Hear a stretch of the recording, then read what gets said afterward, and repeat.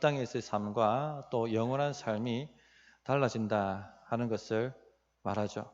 마음이 굉장히 중요합니다. 성경에도 마음이 얼마나 중요한가 하는 것을 여러 구절을 통해서 말씀합니다. 예를 들면 성을 빼앗는 것보다 뭐가 낫다고요? 마음을 다스리는 것이 낫다. 또 내 마음을 지키라, 생명의 근원이 이에서 남이라, 이렇게도 말씀을 하셨죠. 이처럼 마음을 지키는 것이 굉장히 중요합니다. 마음이 중요합니다. 그래서 오늘 다룰 주제가 바로 이 중요한 마음밭에 대한 이야기입니다.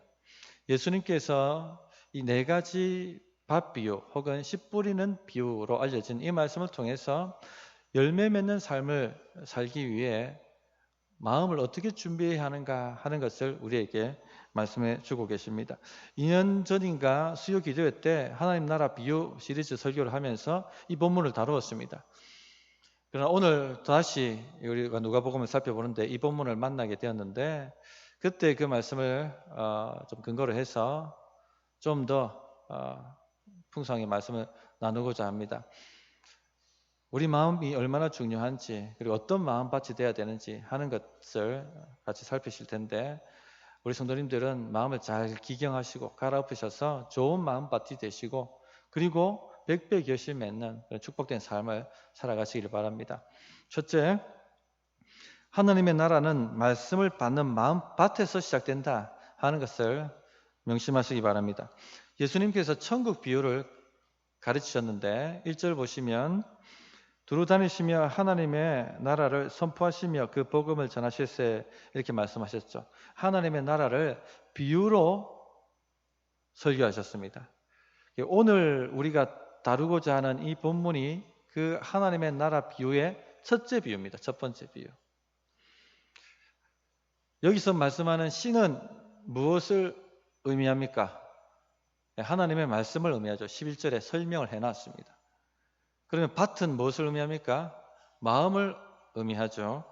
그 마음에서 빼앗는 것이요, 좋은 마음으로 말씀을 듣고, 이런 말씀을 통해서 이 밭이 마음을 상징한다 하는 것을 얘기해 주고 있습니다. 자, 하나님 나라는 어떻게 임합니까? 그러면 결국 하나님의 말씀을 받는 마음 밭에서 시작된다 하는 것을 말씀해 주고 있는 것이죠. 그 성도님들, 하나님의 나라가 우리 성도님들 삶 가운데 충만하게 임하기를 원합니다. 주님이 다스려 주시는 역사가 있어야 되는 것이죠. 우리 성도의 개인의 삶에, 가정에, 또 사업터에 하나님이 다스려 주시고 하나님이 뭔가를 일으켜 주셔야지 일이 돼도 되는 것입니다. 그러려면 어떻게 하셔야 돼요? 말씀을 받는 마음 태도에 달렸다는 겁니다. 말씀을 받는 마음 태도에 달려 있다 하는 것을 명심하셔야 됩니다. 자, 하나님의 나라가 말씀을 받는 마음 태도에 달렸다면, 마음 밭에 달렸다면, 일단 우리 성도님들은 어디에 계셔야 됩니까?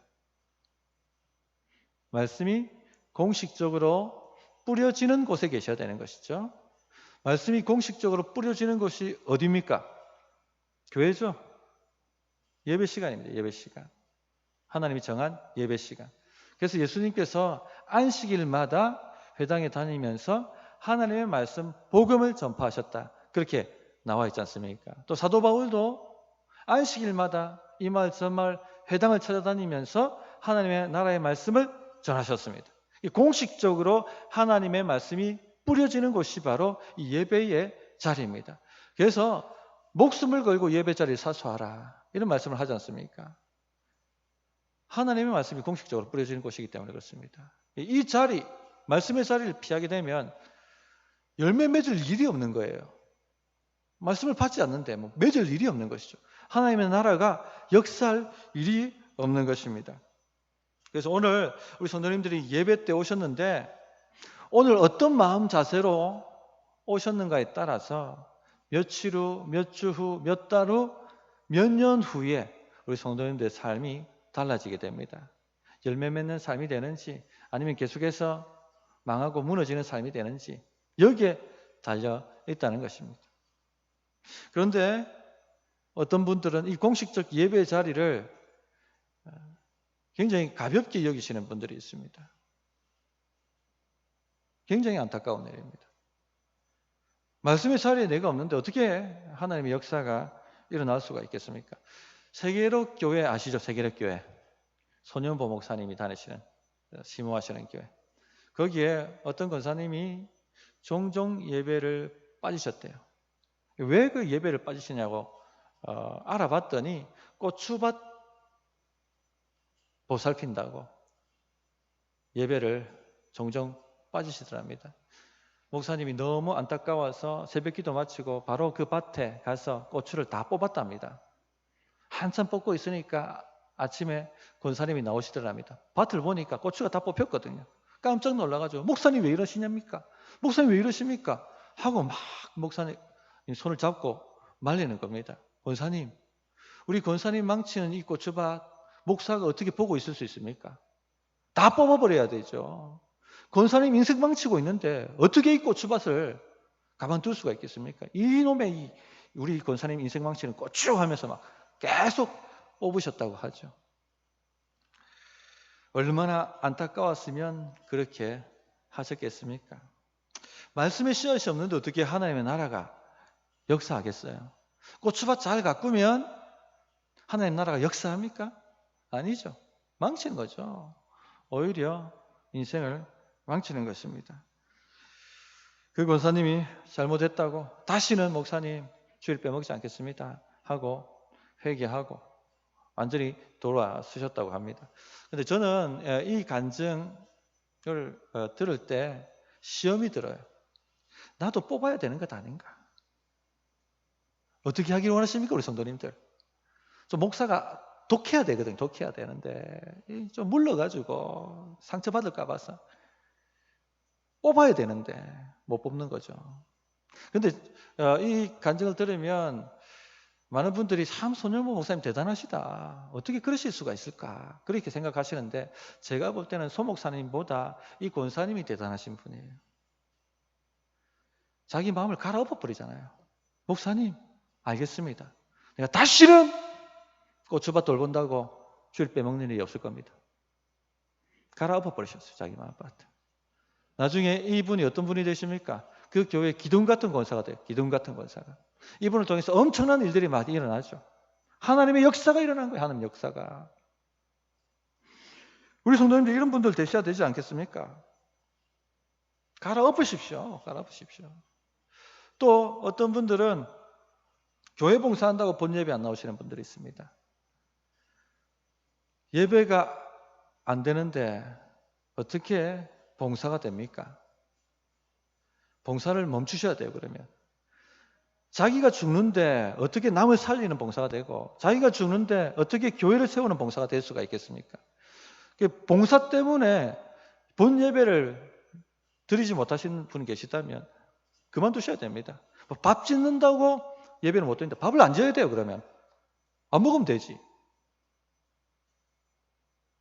교회 가꾼다고 안 가꾸면 됩니다. 주일학교 교사하지 마시고 본 예배 드리세요. 본 예배. 본인 예배가 중요한 거예요. 자기 안에 말씀이 없는데 어떻게 하나님의 역사가 일어날 수가 있겠습니까? 또 어떤 경우는요. 어떤 교회는 하나님의 말씀을 안 뿌리는 교회가 있습니다. 성경 구절을 읽어놓고 딴소리하는 그런 분들도 있죠. 막 구복적인 설교하고 긍정의 메시지나 전하고 심지어 세상의 유명 강사를 불러다가 예배 시간에 강연을 하는 것으로 예배를 대체하기도 합니다. 또 어떤 교회는 행사로 예배를 대체하기도 하죠. 음악 밴드를 불러서 1시간 음악 공연을 하고 예배했다고 말합니다. 또 어떤 분들은 드라마 팀을 불러서 드라마 공연을 하고 예배했다고 말합니다. 그런데 이런 것을 분별하지 못하시는 분들이 굉장히 많이 있습니다. 어떤 분은 그렇게 얘기해요. 목사님, 이렇게 예배해도 좋은 것 같아요. 깜짝 놀랍니다. 좋은 밭이 아닌 것이죠. 하나님의 나라는 하나님의 말씀에서 시작됩니다. 그 말씀을 받는 마음밭에서 시작되는 것입니다. 만일 다른 행사나 다른 방법으로 하나님의 나라가 임한다면 예수님이 굳이 안식일마다 이 마을 저 마을 발품을 팔며 말씀을 전하러 다니실 이유가 없는 것이죠. 사도 바울도 매 안식일마다, 매 주일마다 이 교회 저 교회 이 해당 저 해당 쫓아다니며 말씀을 전할 이유가 없는 것입니다. 또 오늘 씨 뿌리는 비유를 할 필요도 없는 것이죠. 그것으로 하나님 나라가 임하지 않는다면 굳이 말씀을 전할 이유가 어디 있겠습니까? 굳이 씨 뿌리는 비유 자체를 할 필요가 어디에 있겠습니까? 그렇게 임하지 않는다는 것이죠. 하나님의 말씀을 통해서 그 말씀을 받는 그 마음을 통하여 하나님의 나라가 임하는 것입니다. 그러므로 우리 지혜로운 성도님들, 저는 우리 성도님들 지혜롭다 생각합니다. 잘 분별하셔서 말씀을 받는 자리를 사수하시고 말씀을 받으려고 하셔야 됩니다. 이 비유를 맞으시고 난 다음에 예수님께서 외치셨다고 되어 있어요. 8절 보시면 외치시되 들을 끼는 자는 들을지어다. 소리치셨다는 겁니다. 들을 끼는 자는 들을지어다. 얼마나 안타깝고 얼마나 중요했으면 주님이 소리를 치셨겠습니까? 말씀 받는 것이 중요하다. 다시 한번 말씀드립니다. 두 번째, 길가, 바위, 가시떨기, 마음밭을 잘 분별하셔서 갈아엎으셔야 됩니다. 우리가 밖에 마당을 잘 돌보지 않으면, 밭을 잘 돌보지 않으면 뭐가 자랍니까? 잡초가 무성하게 자라 올라갑니다. 그 남천 보시면은 잡초가 이만큼 자랐는데 한번 다 정리해서 시해서.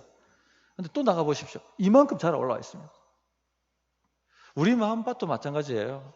우리가 신경 쓰지 않고 관리하지 않으면 어느 순간 길가밭이 되고요, 바위밭이 되고 가시떨기 많은 밭이 됩니다. 그래서 주기적으로 갈아엎으셔야 돼요. 주기적으로 결단하고 주기적으로 갈아엎는 그런 역사가 일어나야 됩니다. 첫째, 길가밭을 갈아엎으셔야 됩니다. 길가밭이 무엇입니까? 5절 보시면 씨를 뿌리는 자가 그 씨를 뿌리러 나가서 뿌릴새 더러는 길가에 떨어지며 밟히며 공중의 새들이 먹어버렸고, 자, 여기에 길은 밭과 밭 사이의 길입니다. 중동의 기후에서 자꾸 밟고 다니니까 콘크리트처럼 아주 단단한 길이 되어버린 것입니다. 여기에 씨앗이 떨어지면 뿌리를 내릴 수가 없습니다. 밟히거나 아니면 새가 와서 물고 채 가버립니다. 이 길가밭에 대한 비유가 12절에 나와 있습니다. 길가에 있다는 것은 말씀을 들은 자니 이에 마귀가 가서 그들이 믿어 구원을 얻지 못하게 하려고 말씀을 그 마음에서 빼앗는 것이요. 자, 얼마나 단단했으면 씨앗이 뿌려졌는데 뿌리를 내리지 못하니까 마귀가 와서 냅다 채워가는 것이죠. 빼앗아가는 것이죠. 마음이 돌처럼 단단한 것입니다. 마음이 돌처럼 단단한 마음이 있습니다. 어떤 말씀을 들어도 관심이 없는 마음이에요. 무슨 말씀을 하더라도 전혀 반응이 없는 마음밭이죠. 한 번은요, 그 신천지가 대학교 동아리를 위장해가지고 청년 하나를 자기 그 공부방으로 데려간 적이 있었습니다. 우리는 다 몰랐는데 6개월 동안 그 아이를 가르친 거예요. 보통 신천지에서 6개월 배우면요, 완전히 신천지 교인이 돼버려요. 그런데 신천지가 이 아이 포기해버렸습니다. 왠지 아십니까? 원래 이 아이가 말씀 자체에 관심이 없는 아이예요. 주일날 엄마가 오라니까 억지로 예배 자리에 앉아 있는데 이 말씀 하든지 저 말씀을 하든지 전혀 마음에 관심이 없는 것입니다. 신천지는 말씀을 비틀어가지고 집어넣어야 되는데 말씀 자체에 관심이 없으니까 비틀 것도 없는 거죠. 튕겨내버린, 포기해버린 거예요. 신천지가 포기할 정도의 단단한 마음이 되면 안 되겠죠. 그런데 하나님께서 복을 주셔가지고 이 아이가 나중에 깨닫고 바뀝니다. 그래서 신실한 신앙인이 되죠. 이런 마음밭도 갈아엎을 수가 있습니다. 성령 역사하시면 갈아엎어지는 것이죠. 또 단단한 마음밭은요, 하나님의 말씀을 의도적으로 거부하는 마음입니다. 그 당시에는 바리새인과 서기관들이죠. 예수님께서 귀신의 왕 바알세불을 힘입어서 귀신을 쫓아낸다 하고, 예수님이 술을 좋아하고 먹기를 탐하고 죄인들과 세리들과 함께 논다, 죄인의 친구다, 이런 식으로 예수님이 무슨 말씀을 전하시든지 토를 달고 거절하고 반역을 했습니다. 우리 시대도 이런 일들이 일어나고 있습니다. 말씀을 들으면 불평하고 말씀을 들으면 내 생각은 다른데 하고 거절하는 분들이 이런 마음밭이에요. 목사님, 설교는 목사님 그렇다 치더라도 저는 다르게 생각합니다. 제 생각은 다릅니다. 이 말씀을 튕겨내는 것이죠. 심지어는 이런 분들도 있습니다. 목사님, 성경 말씀대로 다 살 수 있습니까? 무서운 말, 무서운 말. 자기 생각으로 말씀을 튕겨내는 것이죠. 요즘 시대를 포스트 모더니즘이라고 얘기하죠. 포스트 모더니즘의 시대. 절대 진리는 없다. 내가 좋은 것이 진리고 내가 좋아하는 것이 선한 것이다. 내가 원하는 것, 그것이 진리고 내가 원하는 것, 그것이 선이다. 내가 좋으면 되고 내가 하고 싶은 대로 하는 것이 답이다. 그렇게 이야기하는 시대에 우리가 살고 있습니다. 그러니까 마음이 단단해져 있어요. 이 시대 사람들이 마음이 단단해져 있어요. 내 생각은 다른데요. 튕겨내버립니다. 내가 원하는 것은 그게 아닌데요. 튕겨내버립니다. 자꾸 하나님의 말씀을 자기 마음에서 자꾸 몰아내는 것이죠. 내가 할 테니까, 내가 알아서 합니다. 내 마음대로 합니다. 내 기쁜 대로 합니다. 성도님들, 이렇게 단단해져 있는 마음은요, 마음이 단단한 그것도 정말 문제지만 마귀가 마음껏 역사한다는 겁니다. 어떻게 됩니까? 새가 와서 먹어버립니다. 마귀가 마음껏 역사하는 마음이 되는 것이죠. 이런 마음을 갈아부셔야 됩니다. 자, 둘째, 바위 윗밭이죠. 6절 보시면 더러는 바위 위에 떨어짐에 싹이 났다가 습기가 없으므로 말랐고 바위 위에 흙이 조금 있는 그런 밭을 말합니다. 씨가 떨어집니다. 그러면 빨리 자랍니다. 이렇게 막 싹이 올라옵니다. 그런데 뿌리를 깊이 내리지 못하니까 그 중동에 뜨거운 태양이 뜨면 습기가 말라서 완전히 시들어 버리고 맙니다. 자, 이 밭에 대한 해석은 13절에 나오죠. 바위 위에 있다는 것은 말씀을 들을 때에 기쁨으로 받으나 뿌리가 없어 잠깐 믿다가 시련을 당할 때에 배반하는 자요. 말씀을 들을 때 기쁨으로 받으나, 이런 분들은 이 감정적인 신앙입니다. 왜 예수님 믿으세요? 왜 예배 시간에 나오십니까? 라고 물으면 이렇게 대답합니다. 마음이 평안해집니다. 그런데 결단은 없어요. 말씀으로 내 삶을 바꾸고 말씀에 나를 쳐서 복종시키고 말씀을 내 삶에 적용시키고 딱 하고 결단해야 되는데 그런 결단이 없어요. 교회는 나오시는데 그냥 마음의 위로와 평안을 위해서만 오시는 것이죠. 또 이런 마음밭은요, 예수님 믿으면 마법처럼 모든 문제가 풀릴 거라고 생각합니다. 내가 원하는 뜻대로 모든 일이 풀리고 내가 꿈꾸는 대로 꿈이 성취되어지고 내가 하고 싶은 대로 길들이 열리리라. 풍족한 삶을 살고 무병장수하고 성공한 삶을 살고 높은 곳에 올라가고, 이런 걸 번영복음이라고 제가 말씀드렸었죠, 전에. 그렇게 기대하고 꿈을 꿉니다. 그래서 이런 마음밭을 가지고 계신 분들은 주를 위해서 살고 주를 위해서 죽고 주를 위해서, 주의 뜻을 위해서 내 뜻을 포기하고 자기 십자가를 지고 주님을 따르고, 이런 것은 원하지 않습니다. 깊이 생각하지 않습니다. 거부합니다. 이런 마음밭을 가지신 분들은 처음에는 굉장히 열정적입니다. 예배 시간도 잘 참석하고 찬양도 뜨겁게 부르고 기도회도 나오고 목장도 참석하고 성경 공부반도 한번 다녀보려고 하시고, 그런데 탁 하고 시련이 닥치면 바로 잠적해버립니다. 잠깐 믿다가 시련을 당할 때 배반하는 자요. 잠깐 믿은 것입니다. 잠깐 믿은 것입니다. 왜 그럼 잠깐 믿느냐? 믿음이 진리, 말씀 위에 세워진 것이 아니고 자기가 원하는 것, 자기 좋아하는 것, 자기 감정, 자기 소망, 여기에 세워져 있기 때문에 자기 뜻대로 자기 원하는 대로 안 되면 다 무너져 버린 거예요. 그냥 말라버리는 것입니다. 성도님들, 하나님께서 우리 문제를 쉽게 바로바로 해결해 주십니까? 어떻습니까? 신앙생활 해보니까 쉽게 해결을 안 해주시죠? 왜 그럴까 궁금하시죠? 믿음 테스트 하시는 거예요. 진짜 믿음인지 가짜 믿음인지 하나님께서 테스트 하시는 것입니다. 쉽게 문제 해결 안 됩니다. 뿌리 내리는 것이 쉽습니까? 땅을 뚫고 들어가야 되는데, 깊이 들어가야 되는데, 이게 쉽습니까? 인내하고, 지키려고 하고. 그래서 하나님께서 우리가 경험하는 문제, 시련을 보내시기도 하고, 이 경험하는 문제를 바로바로 쉽게 해결해 주시지가 않습니다. 그래서 신자의 삶을 믿음의 싸움이라지 않습니까? 믿음의 싸움. 말씀대로 그래 내가 기도하는 삶을 살아야겠다. 그래 기도해야 되지 하고 작정하고 한번 말씀 순종해보려고 해보십시오. 안 생기던 문제가 막 생깁니다. 그죠? 기도 하루 나왔는데 자식이 교통사고 나가지고 막 다리가 하나 부러져 있고, 기도 하루 나왔는데 사업터 문제가 생겨가지고 정신없이 만들고, 그런 역사가 나타납니다. 마귀가 발악하죠. 마귀가 그렇게 살지 못하도록 밀가부로 타려고 청구를 합니다. 시부지기 말씀을 내려놓습니다.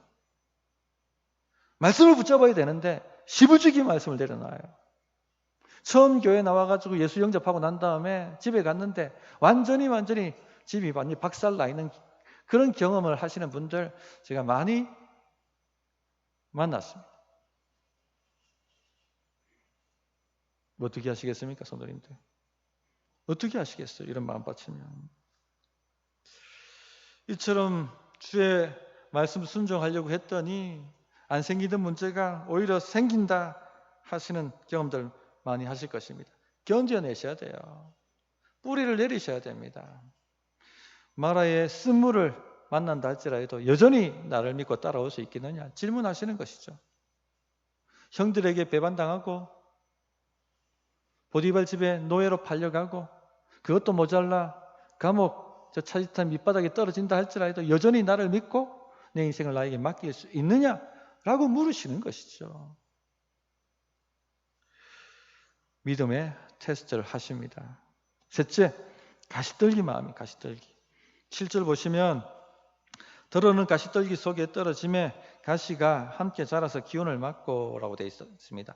자, 가시떨기를 다 제거해도 이 뿌리와 씨가 남아있다고 합니다. 겉으로 보면 좋은 밭 같은데 씨를 뿌려보면 씨가 먼저 나는 것이 아니고 가시떨기가 먼저 자라 올라온답니다. 왕성하게 자라 올라온다고 하죠. 이 마음밭의 해석은 14절입니다. 가시떨기에 떨어졌다는 것은 말씀은 들은 자이나 지내는 중 이생의 염려와 재물과 향락의 기운이 막혀 온전히 결실하지 못하는 자요. 자, 말씀대로 살아보려고 탁 하고 결단을 하면 이 가시가 먼저 팍 하고 자라올라서 말씀의 기운을 막는다는 것이죠. 이 가시는 이생의 염려 그리고 재물, 향락을 의미합니다. 첫째 가시가 염려입니다. 염려.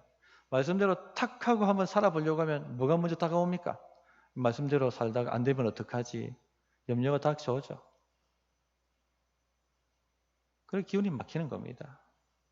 말씀을 내려놓기 시작하죠. 전적으로 맡기셔야 돼요. 베드로전서 5장 7절에 너희 염려를 다 주께 맡기라. 이는 그가 너희를 돌보심이라. 성도님들, 저는 염려가 있을까요? 없을까요? 말씀대로 목회해 보려고 하면은 탁 다가오는 염려가 있습니다. 안 되면 어떡하지?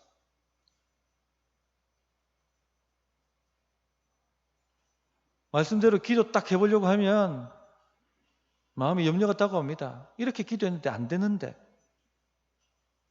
안 되면 어떡하지? 어떻게 이기셔야 돼요? 갈아엎어야 됩니다. 이 마음 받쳐. 하나님께서 나를 위하여 독생자도 아끼지 않고 십자가에 내어놓으셨는데 왜 나를 돌보시지 않겠는가? 왜 나를 돌보시지 않겠는가? 말씀을 붙들고 싸워야 되는 것이죠. 성도님들, 왜 하나님께서 우리 성도님들 안 돌보시겠습니까? 왜 염려하십니까? 염려한다고 우리 길을 한 잔 더 할 수 있습니까? 염려한다고 문제가 해결됩니까? 주님께 전적으로 맡기셔야 돼요. 우리 한국 사람들은 세 가지 염려하고 삽니다. 이번 주간에도 세 가지 염려하셨을 거예요. 뭐 염려하십니까? 돈 염려하시죠. 두 번째 자식 염려하고 세 번째 건강 염려합니다. 그런데 염려한다고 됩니까? 주님께 맡기세요, 전적으로. 그렇게 갈아엎으셔야 됩니다. 두 번째 가시는요, 재물입니다.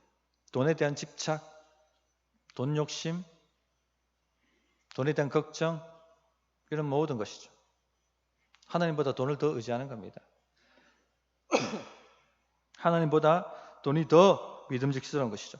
자, 이 돈에 묶이면요, 돈이 항상 발목 잡게 됩니다.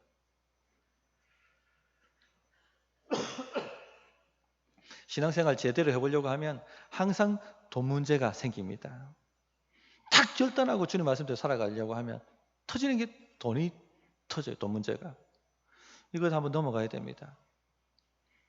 죽으면 죽으리란 각오를 가지고 이걸 한번 넘어가야 됩니다. 전에 제가 얘기할 때 교회 사명 때문에 더 좋은 대도시에 더 좋은 자리로 스카웃 제의를 받았던 분 거절하셨다 하는 것 한번 말씀을 드렸습니다. 사명 포기하고 더 많은 페이를 준다는 곳에 간 사람 치고 잘 됐다는 얘기 들은 적이 없습니다. 사명 때문에 돈을 포기했더니 오히려 인생이 더 잘 됐다 하는 관점 굉장히 많이 들었습니다. 또 한 청년 주일 성수 때문에 더 많은 연봉 준다는 회사를 포기하고 그것보다 작은 회사 들어갔다 하는 것도 한번 제가 말씀을 드린 적이 있었습니다. 나중에 지나보면요, 잘 됩니다. 그런데 이 돈에 묶이면 이게 안 돼요, 이게. 막상 딱 해보려면 꼭 죽을 것 같아요. 망하는 것 같아요. 그러니까 안 되는 거예요. 그걸 못 넘어가니까. 어떻게 넘어가야 됩니까? 하나님, 주님 말씀대로 살겠습니다. 만약 망하게 하시면 저는 망하겠습니다. 만약 주님 말씀대로 살다가 죽어야 한다면 제가 죽겠습니다. 죽을 각오를 하고 넘어가야 됩니다. 한번. 그 연결고리를 끊어버려야지 인생의 다음 페이지가 넘어가고 하나님의 역사가 나타나는 것이죠. 평생을 여기에 묶여가지고 못 벗어나시는 분들이 있단 말이에요. 너무 안타깝죠. 세 번째 가시, 향락입니다. 세상 쾌락에 마음이 갑니다. 하나님 말씀을 배웁시다 하면은 머리 아프다고 합니다. 그런데 놀러 갑시다 하면은요 굉장히 헌신적으로 바뀝니다. 향락에 마음이 기운 사람, 열매를 맺을 수가 없습니다. 날 좋은 날 되면 전화가 한 통 딱 오죠. 꼭 옵니다. 이런 분들은 말씀대로 살아보려고 하면 향락이 발목을 잡아요. 꼭 전화가 옵니다. 이 좋은 날에 놀러 가자고 꽤는 전화가 오죠. 52주 한 주 빠지면 어디가 덧나냐. 한번 놀러 가자고. 이 기회 없으면 다음 기회 없다고 그렇게 유혹을 합니다. 그럴까 하고 얘기하죠. 그랬다가 아내한테 혼나고 마지못해서 예배당에 나옵니다. 그러나 마음은 콩밭에 가 있죠. 오늘따라 왜 이래 목사님 설교가 긴가? 빨리 마치고 내가 빨리 가야 되는데. 이런 분들은요 평생 교회 다녀도 열매가 없습니다. 역사가 나타나지 않습니다.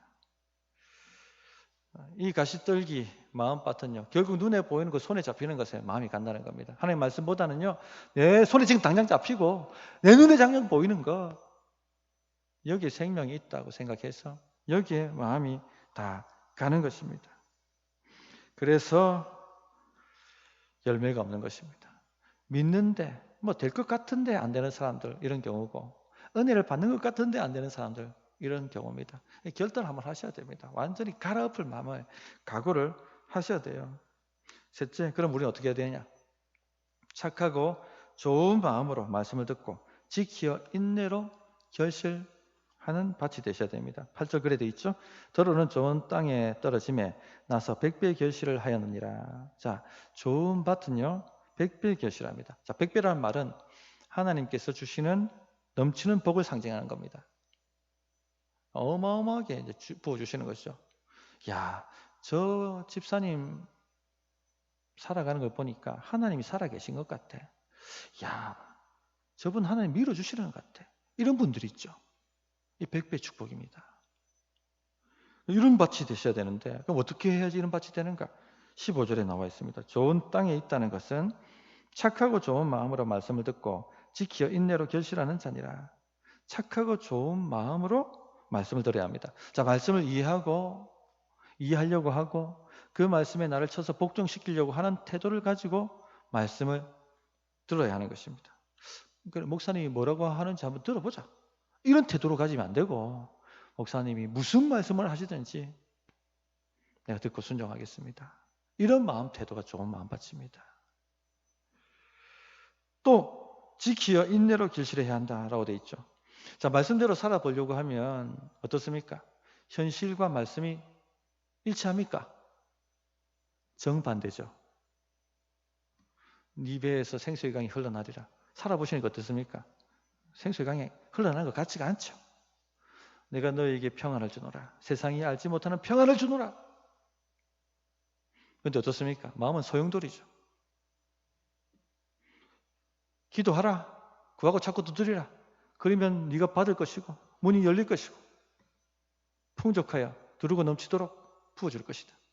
그런데 기도해봤는데 어떻습니까? 그런 역사가 나타납니까? 당장. 현실과 반대죠. 그럼 어떻게 사셔야 됩니까? 현실이 그러니까 말씀을 놓아야 됩니까? 어떻게 하셔야 되겠어요? 지키어 인내함으로 결실하셔야 돼요.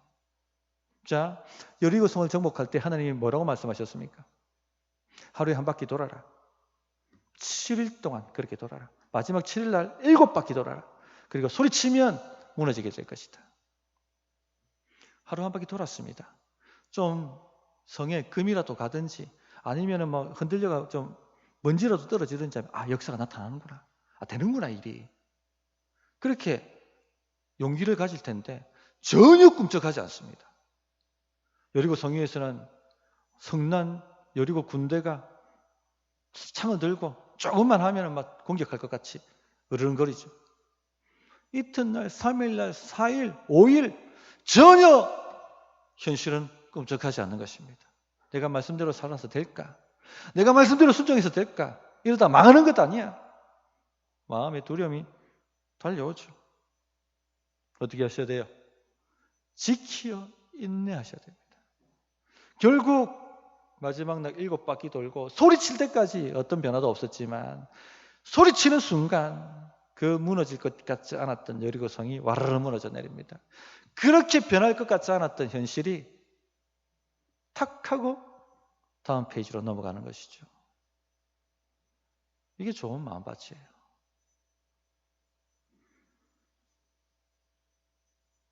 사무엘이 와서 제사하기 전까지는 절대 전쟁을 개시하지 마라.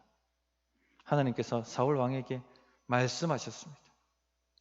몇 날 몇 시까지 내가 오겠다 약조를 했지만 사무엘은 그 약속의 시간에 도착하지 않았습니다.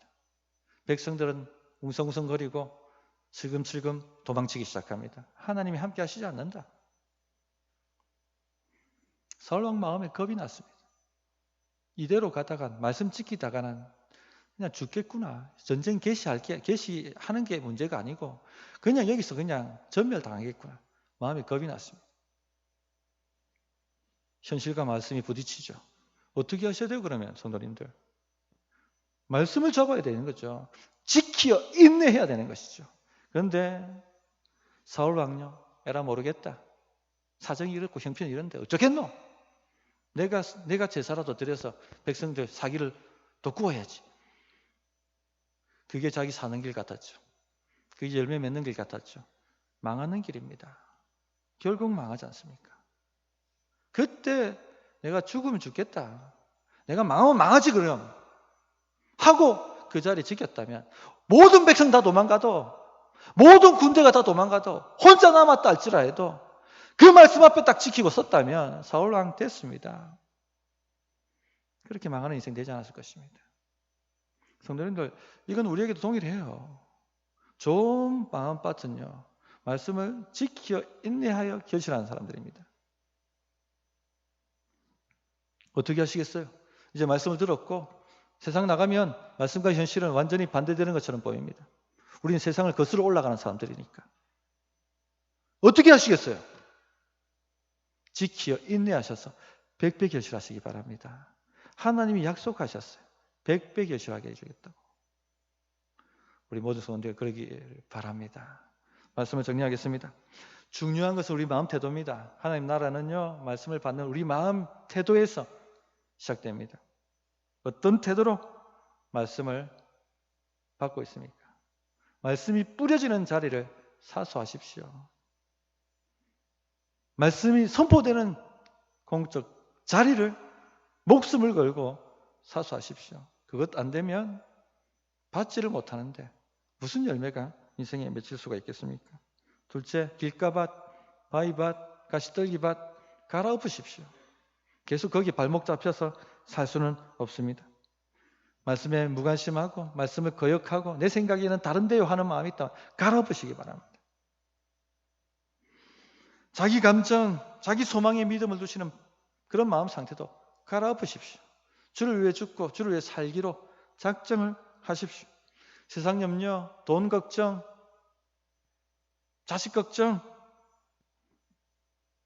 또 향락의 기운 마음 완전히 갈아엎어 버리십시오. 끝까지 말씀을 지키어서 인내함으로 결실하여 100배 축복받는 우리 모든 성도님들 되시기를 진실로 바랍니다. 어떻게 응답해야 될지 1분간 기도하겠습니다.